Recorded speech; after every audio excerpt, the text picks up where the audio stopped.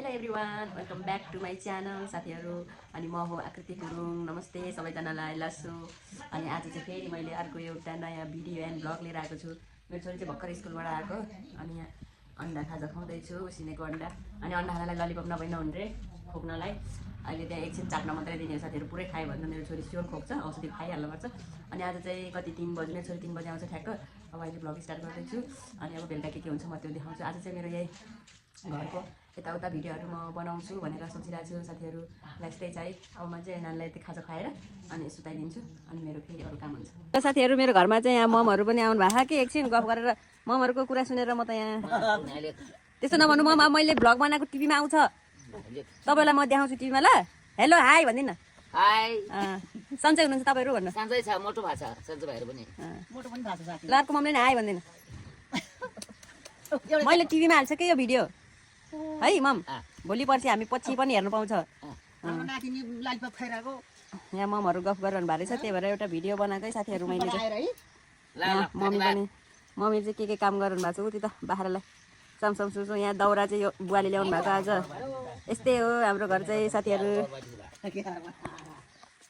ल छिटो सरप्राइज।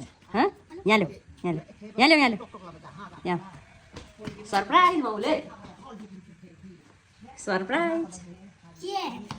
मेरो छोरीलाई चाहिँ एकदम सुन्तला मनपर्छ है साथीहरू। ल मेरो छोरीलाई चाहिँ एकदम सुन्तला मनपर्छ कि साथीहरू, त्यही भएर यो ललिपप छुटाउनको लागि मैले एउटा सुन्तला दिएँ फकाएको। ल ल्याऊ, यो नखाने ओके। यो खायो भने मैले सरप्राइज दिएको होइन, म त यो अन्तर मन्तर छु गर्छ। ल अन्तर ल के ल म्याउलाई दिन्छु। ल बस सुन्तला खाने हामी ओके। ओरेन्ज ओरेन्ज गइसक्यो कि भाइ छ कि उता गइसक्यो। अब ओरेन्ज खाने ओके। दिसो हुन्छ यो खाएर नुन गर्ने ओके। बिटो भयो यो। Wow, thank you. वेलकम। अहिले पाछ अहिले चाहिँ सुन्तला अलिक मिठो मिठो आउन थालेछ है साथीहरू। किनभने अस्ति चाहिँ अलिक सिजन थिएन, अलिक अमिलो हुन्थ्यो, अहिले चाहिँ गुलियो गुलियो आउन थालेछ साथीहरू। पिनालु र मासुको दाल खिलाउने हो आज। लटक्क हुन्छ अनि एकदम मन पराउँछ सबैजनाले घरमा। ल साथीहरू, मैले चाहिँ दाल बसालिसकेँ। आज चाहिँ पकाउनु लगाएको छु मैले कौली तरकारी। कौली र आलु भुट्नु पऱ्यो। अनि घरमा चाहिँ अहिले नानी सुत्यो। अनि त्यसपछि बुवा चाहिँ बजारतिर जानुभएको थियो। मम्मी हुनुहुन्छ उता अगाडि पसलमा। हाम्रो सानो पसल पनि छ साथीहरू। अनि आज चाहिँ म खाना पकाउनेवाला छु। अब आज मात्रै होइन कि सधैँ पकाउने कि आज चाहिँ म पकाउँछु आगोमा साथीहरू। हाम्रो आज मात्रै होइन, प्रायः जस्तो अहिले यो जाडो लागेदेखिबाट चाहिँ प्रायः बेलुका चाहिँ आगोमै पकाउँछ। यो दाउरा त त्यस्तो छैन झ्यासम्यासहरूबाट। अनि आगोमै तातो हुन्छ नि त, ठिक्क आगो ताप्दै पकाउनलाई। अनि बेलुका चाहिँ आगोमै सजिलो लाग्छ, प्रायः आगोमै पकाउँछ साथीहरू हामीले। त्यहाँ कोइला चुल्होमा दाल चाहिँ बसालिसक्यो साथीहरू।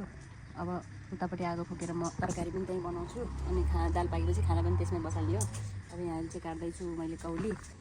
र साथीहरू म चाहिँ आएको छु अब धनियाँ टिप्न।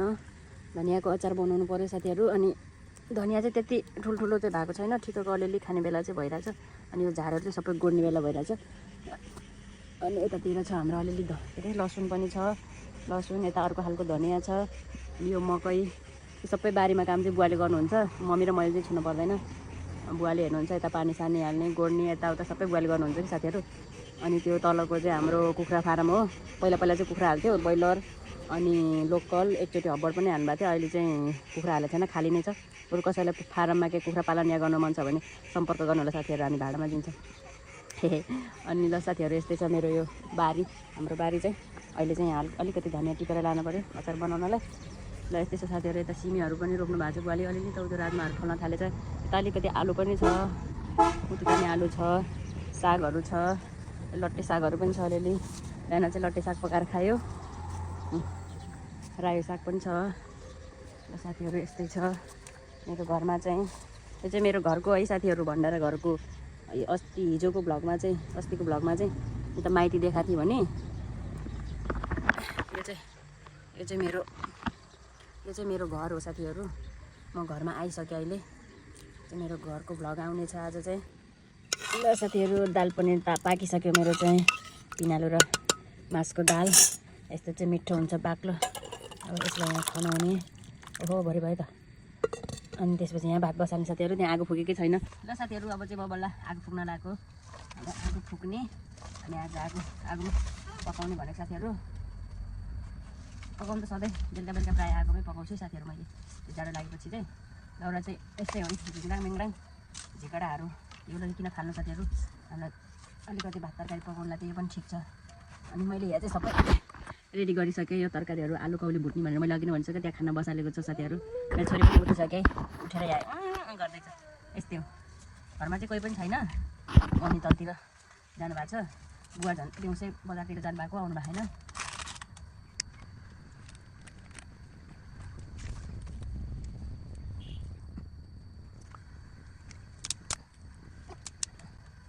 ल साथीहरू यस्तै छ मेरो भिडियो भ्लग अब जस्तो छ त्यस्तै हेरिदिनु होला आज चाहिँ मेरो घरको यस्तै हुन्छ अनि सबैजनाले हेरेर राम्रो कमेन्ट गरिदिनु होला लाइक गरिदिनुहोस् नयाँ च्यानल छ साथीहरू सब्सक्राइब गरिदिनुहोस् सबैले सपोर्ट गरिदिनुहोस् ल साथीहरू यस्तै छ ल साथीहरू मेरो कौली र आलु पाक्दैछ पाक्यो अब लगभग आऊ बाल्न सकेन भयो छोडिदेऊ त्यहाँ बाहिरको बत्ती बाल्न भनेको मेरो छोरीले बाल्न सकेन अरे ल साथीहरू अब टमाटर पनि पोल्नु पर्यो अचारलाई बुवा नि आइपुग्नु भयो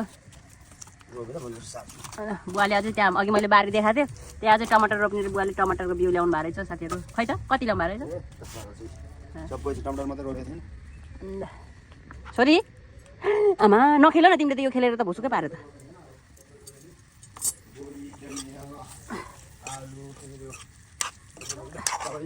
अघि मैले देखाएको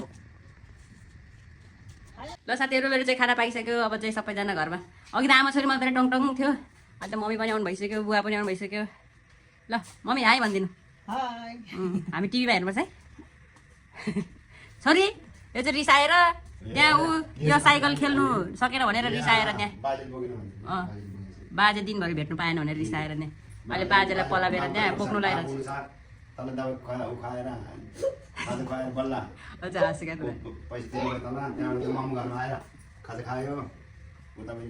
ल साथीहरू हाम्रो घरमा चाहिँ यस्तै छ यो चाहिँ मेरो घर हो यता पसल पनि छ है अगाडि साथीहरू पसलमा सब सामानहरू सकिरह अब हाल्नु पर्ने छ मेरो पसल पनि छ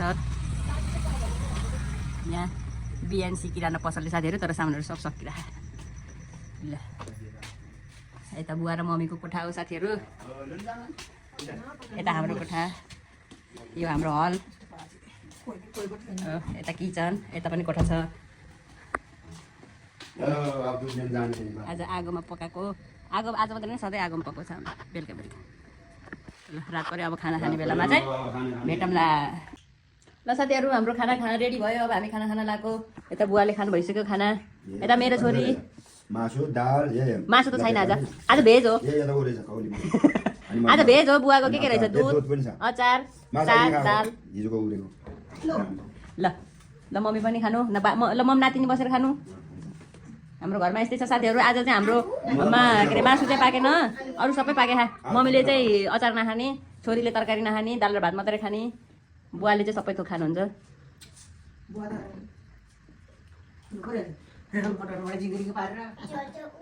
हजुर दाल यहाँ तिमीलाई म पनि खाने छोरी साथीहरू मेरो यहाँ रेडी छ खाना यता दुध पाक्दैछ ल खाने अब सबैजना बसेर ल साथीहरू हामीले चाहिँ खाना खाएर पनि भाँडा मान्छेले भ्याइसक्यो अब मेरो छोरी उता अगाडि बुवाहरूको कोठामा गएको थिएँ के गरेर बसेको छ हेर साथीहरू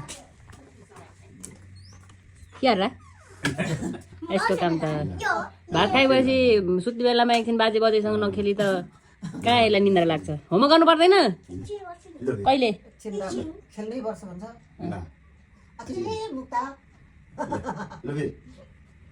ल एकछिन खेलेर आऊ ल अनि होमवर्क गर्नुपर्छ भूतलाई किन पिट्ने नि भूतलाई ए भूत आयो भने त पिटिहाल्छ नि ल ल ल यसरी नखेली त एकछिन उसलाई निन्द्रै लाग्दैन बेलुका भएपछि एकछिन खानासाना खाएपछि बाजे र ममसँग चाहिँ त्यसरी एकछिन चाहिँ खेल्नै पर्छ साथीहरू ल साथीहरू अहिले चाहिँ मेरो छोरीको होमवर्क टाइम अब होमवर्क पनि भ्याइसक्यो उसले मेरो छोरीले बल्ल बल्ल त लेख्न थालेको साथीहरू यस्तै छ अक्षरहरू पनि 1 2 हरू चाहिँ जान्छ अलिअलि एबिसिडी जान्छ भर्खर नर्सरी पुग्दैछ मेरो छोरी बल्ल अलि लेख्न आउँछ है ओके नजाउँ अनि उसको होमवर्क पनि सक्यो अब ल साथीहरू आजलाई भिडियो यति नै फेरि अर्को भिडियोमा तपाईँलाई स्वागत गर्नेछु अहिले आजको लागि बाई सबैजनाले लाइक सब्सक्राइब अनि कमेन्ट गरिदिनुहोस् ल लाइक गर्ले भन सानो लाइक गर्ले बाई हुन्छ